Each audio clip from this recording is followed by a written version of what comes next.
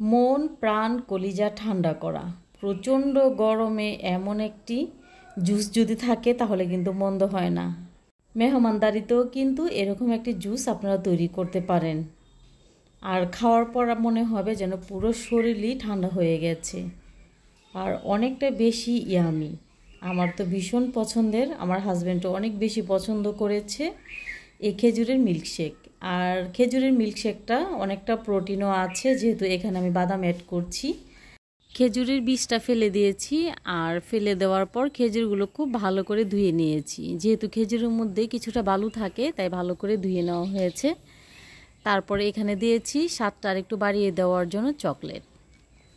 গরম দুধ নিয়েছি, আর দুধ দিয়ে সবগুলো উপকরণ একটু ভিজিয়ে রাখবো যেন সবগুলো উপকরণ নরম হয়ে যায়। আর নরম হওয়ার ফলে কিন্তু ব্লেন্ডারে জাগে দিলে খুব তাড়াতাড়ি ব্লেন্ড হবে, তাই দুধ দিয়ে কিছুক্ষণ ভিজিয়ে রাখবো।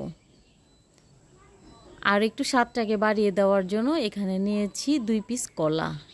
কলাটারও খোসাটা ছাড়িয়ে নিচ্ছি। আপনারা চাইলে শুধুমাত্র কলা দিয়েও এই শেকটা তৈরি করতে পারেন, বা অথবা শুধুমাত্র খেজুর দিয়েও এই শেকটা তৈরি করতে পারেন। তো স্বাদটা আরেকটু বাড়িয়ে দেওয়ার জন্য আমি এখানে কলাটা দিয়ে দিচ্ছি। এখানে আমি 2 পিস কলা নিয়েছি, আর কলাটাকে ছোট ছোট করে কেটে নিয়েছি। তারপরে যে আগে থেকে আমি খেজুরটা ভিজিয়ে রেখেছিলাম ওই খেজুরটা এখানে দিয়ে দিচ্ছি।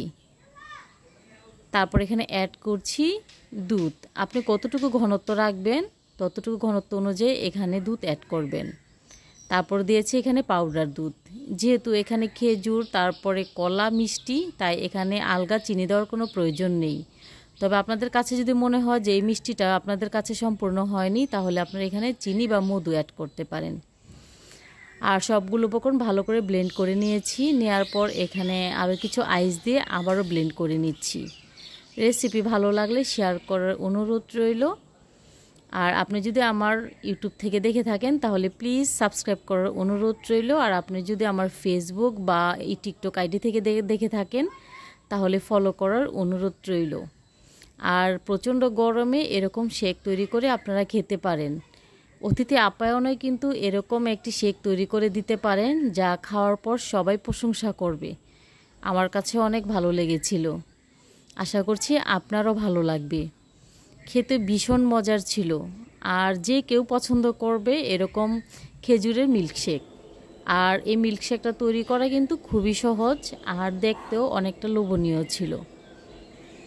সবাই খুব ভালো থাকবেন, সুস্থ থাকবেন।